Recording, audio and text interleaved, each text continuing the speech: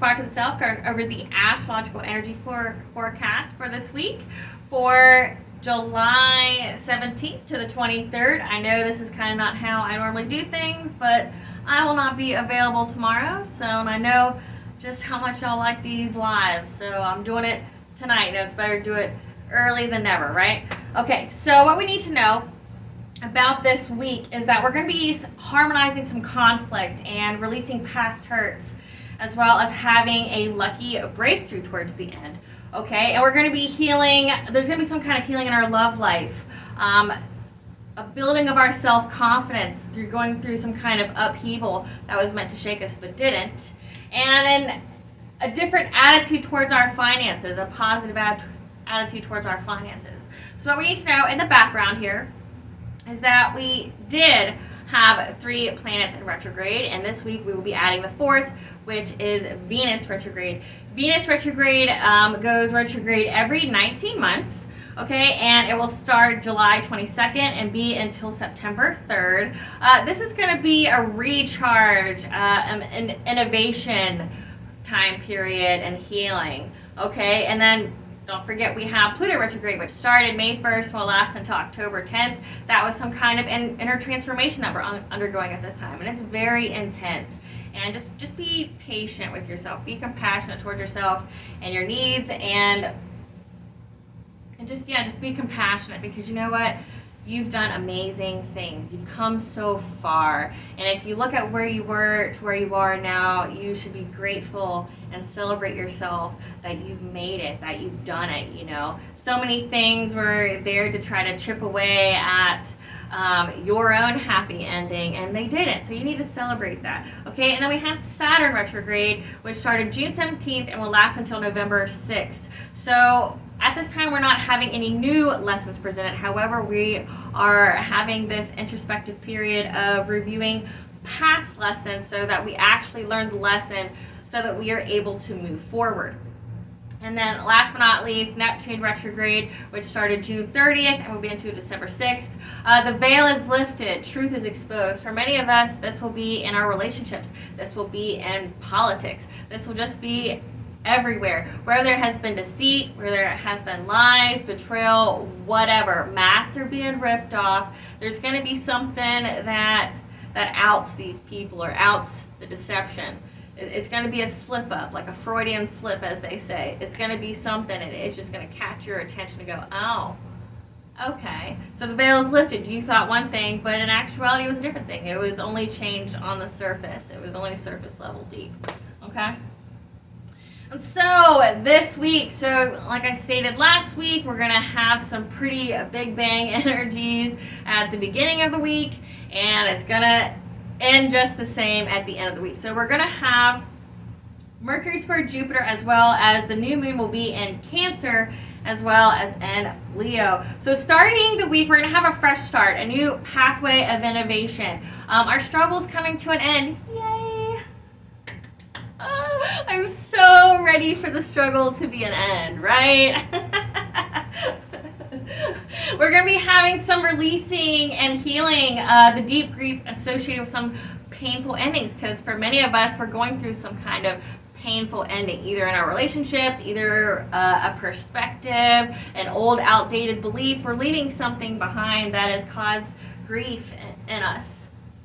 Okay, and if there was an upheaval, just know that it was needed to heal or move forward, so we could heal and move forward with confidence, because I guess it was just meant to go, hey, here's you a challenge.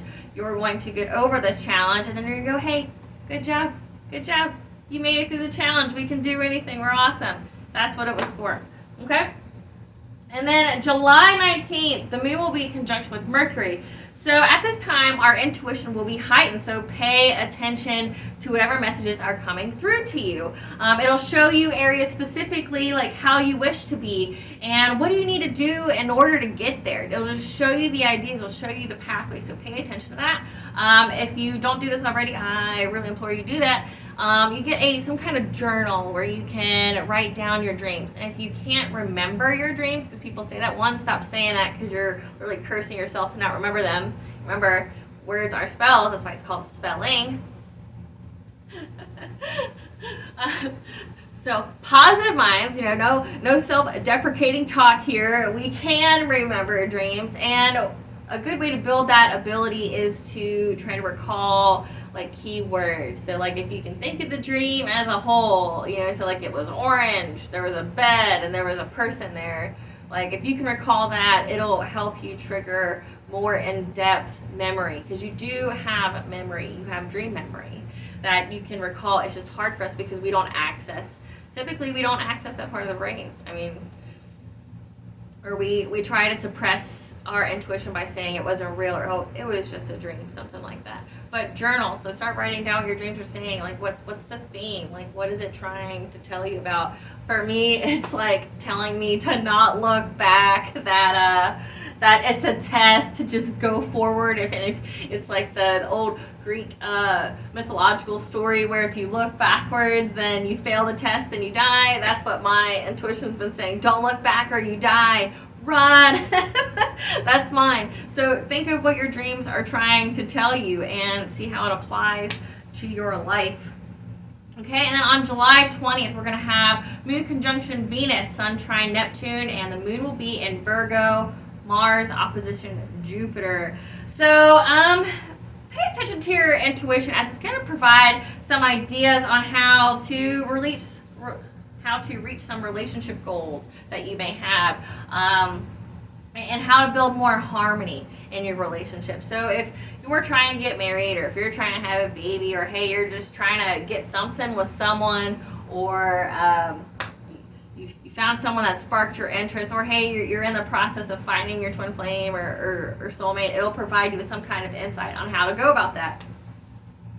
And then be wary of this day and the anxiety you may feel, as you may get some kind of insecurities that maybe you have overinflated your expectations and it's coming crashing down on you. However, don't fret, because this day is going to bring you some realistic and a sensible perspective and approach to the situation on how to get past it. Okay? And then on the 21st, the Moon conjunctions Mars and the Sun will opposition Pluto. So because of Pluto, he is the god of the underworld. He is the unconscious. He is everything that we suppress. He is transformation. We are all undergoing an intense transformation right now with this Pluto retrograde. And this day is going to provide you with some areas to action based off of that transformation. We're also being called to retain control of your senses. This is going to be a day where power struggles can be prone. So just, if you can, avoid conversations with people who are like that, because they're going to be aiming to trigger an emotional response from you, because they feed off that. So just don't engage. Listen to your intuition. Listen to vibes. If it says, hey, they're fighty, just don't engage with it. Or if you think that there's some kind of emotional upset over there, just don't even engage with it. Disassociate, detach. On the 22nd, so you're going to have the Sun in Leo and the Moon in Libra. This is going to be a day to celebrate with friends, like have some joy, social gatherings. But this is also going to be an intuitive focus on how to bring more harmony in our relationships. Like how can we balance it out? How can everybody be happy? But also, this is going to be the start of Venus retrograde. Like I said, it occurs every 19 months. And this is going to shift us to a higher level of consciousness. It's going to be good for vow renewals, however, not good for marriages, new businesses, or beauty routine. Keyword is new. Do not start anything new at this time, as it is not cosmically favored. I don't know what more to say. It's not cosmically favored. It's not guaranteed success. But it is, however, a rebirth, a new beginning, because this is going to be a time of innovation where we are told to take joy in the learning, take joy in the studying, take joy in whatever we are trying to do right now to manifest our goals, take joy in the innovative process versus focusing on the reward. The reward will come, but you got to get that creative mindset. You got to get to a certain mindset to get these ideas, to get that success. So it's part of the journey. The journey is, I guess, more fulfilling than the actual success part. It builds your story later. So just focus on the fun, focus on the creativity, the opportunity for the creativity right now. Okay? However, do so quietly and consistently. Unfortunately, not everybody wants to see you win out there. It's unfortunate, but do it quietly so that way nobody can send anything to disrupt your plans. There's no disruptions. There's no, like I said, unfortunately, not everyone wants to see you win. So people will do things. People who are low vibration, people who are in a consistent mindset of loss. You know, they're always wanting what someone else has. When they have it, they don't want it. Just loss, like jealousy, envy, things like that, because they don't want to rise up themselves. But because you did, there's like a kind of a hatred there. There's not wanting you to succeed, putting that intention out there, which is like a spell, a curse. You're putting ill out there, which does have karmic repercussions. You can't be thinking bad about people, and you can't be wishing bad things on people without it coming back to you. And it will, trust me, it will most assuredly come to you very quickly. Sometimes karma takes a while to pay out, but my own personal experience with people who have wronged me, it did not take much time at all. And that was, before I ever knew anything about casting or anything like that. Just naturally, it didn't take very long. They got paid, and they got paid back pretty well. So you can't be out there hurting people. If you're doing something that is hurting someone, even if it's just a thought, why? Why do you get off on seeing other people low? Why do you not want everybody to win? There's a place for everybody here. Everybody has their own skill sets, and they all have their different thing that they bring to the table. So I don't understand the loss mentality, the you're not willing to do it, so you're gonna hate on people who will kind of mentality. We're each in control of our lives. We're each in control of our own story and what it is to the world. And you have choices you can make. I understand some countries, they don't have as many choices as maybe we do. However, we do have choices, and you get to make those. So you can either make excuses or you can get shit done. You can't have both. Just like you can either get pity or you can get respect. Victim mentality is not a good mentality to be in. Like I said, you can only get two things from a victim mentality: pity, and it's not a good thing to be pitied by any means. Or respect, like, oh yeah, high five to you, that was difficult, like, man, that would have killed a bunch of people, or man, that would have not many people would have survived that, good job, high five. You can't have both. So it just doesn't make sense why you would do that. But no, and then your life is a reflection of that, your mindset's a reflection of that. Like, everything is just low vibration, and then you stay there, and everybody who's good for you, who's of that higher vibration, who's growing, they're going to end up leaving you behind because you refuse to be accountable, refuse to heal, and that's sad. So don't be like that. Be better. So anywho, yes, this is also going to be a time to rest and recharge, because many of us are leaving something behind, whether it be an old, outdated belief that was holding us back, whether it be like a relationship that needed to, like an end of a cycle that we're in. You needed to have that final closure. You needed to extinguish or burn that bridge. Or it's a habit or something that you're leaving behind. Something of that nature. But it was something that was detrimental enough to you where it hurt you emotionally. So this is a time where we have to rest and recharge, because we went through some kind of trauma. You may not think in your resilience, because you built your resilience up, that what you just went through was a trauma. That's just the strength in you. That's just the resilience in you. It doesn't mean or negate what you've been through, though. Just because you've had worse doesn't mean this wasn't as bad. It doesn't mean that this didn't have some kind of toll on you, right? So just because you're a badass and you've been handling all the things that's been thrown at you doesn't make this less. Just because you've had worse doesn't make what's happened less. So you need to recharge. You need to get to you again, get to a place of your power, of wholeness. Okay.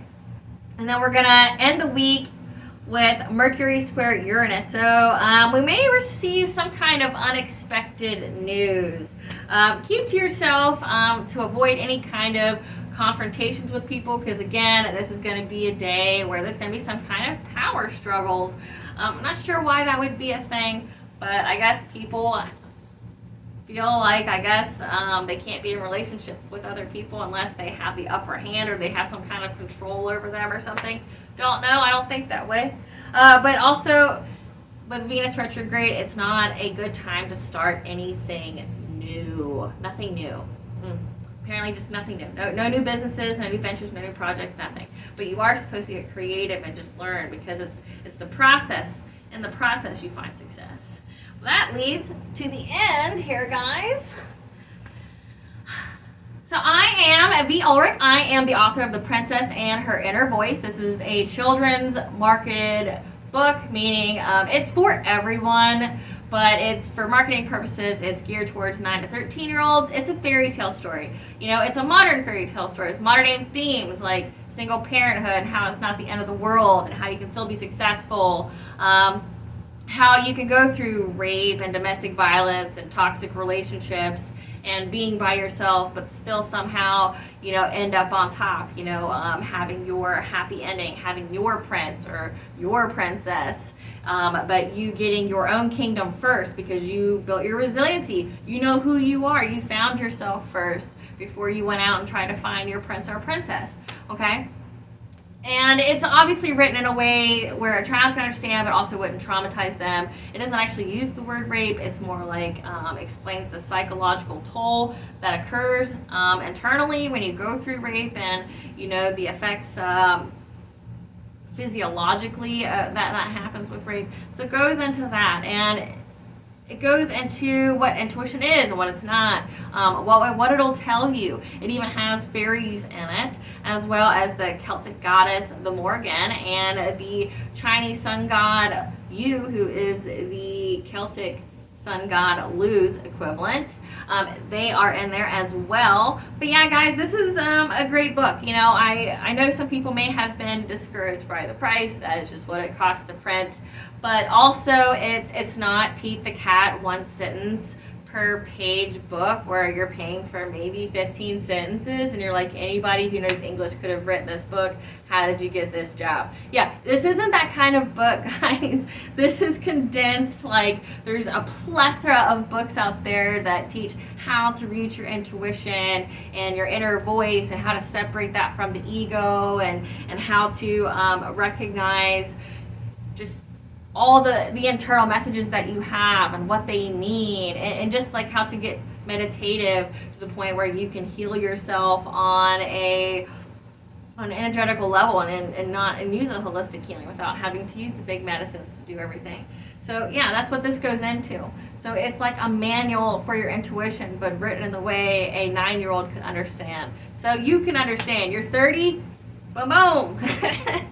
You can understand what intuition is. And honestly, I have not met a person who hasn't resonated with it in some way, because unfortunately, many of us bear a burden. Many of us have went through some kind of abuse in our life. Either you're a survivor of narcissism, you're a rape survivor.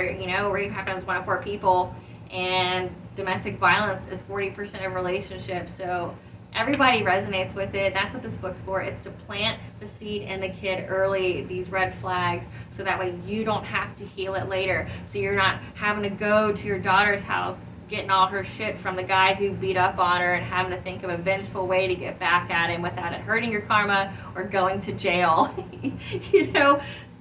Just plant it in her early so you don't have to get to that deep, dark level of yourself, okay? So that's what this is for, because honestly, they're not going to learn it in school, and they're most definitely, unfortunately for many of us, you're not going to learn at home, because the home is where many terrors are. A lot of people don't have good homes, and that's sad, but it's a reality. So you need to know how to listen to you, and especially since we're in the age of propaganda and media and just brainwashing, they need to be able to know who they are. I mean, it's legal for them to completely change their gender, and like as a child, but you can't. You couldn't even get sterilized as a woman unless you had exactly 2 kids and your husband signed off on it. I don't understand that. I couldn't get sterilized, but I could have changed my whole anatomical makeup at like 9. So they need to listen to themselves. They need to listen to their inner voice. the adults need to listen to their inner voice. We're in the nuclear age. You know, one bad move from one of us can ruin it for all of us. That's the sad reality we live in. All right, guys. Well, it's Belena. Let's Spark to the Self. I went over the astrological energy forecast. Went over my book, which you can get on my website. Signed copies are available on there if you purchase on the website. However, you can also purchase it anywhere. Any retailer has it. It'll arrive to you pretty quick. It's actually you get a new book each time, like it's printed as you buy it. So say when you buy it, they don't print it till then, so you get a fresh book fresh. My website's www.aspiraltotheself.com. Bye, guys.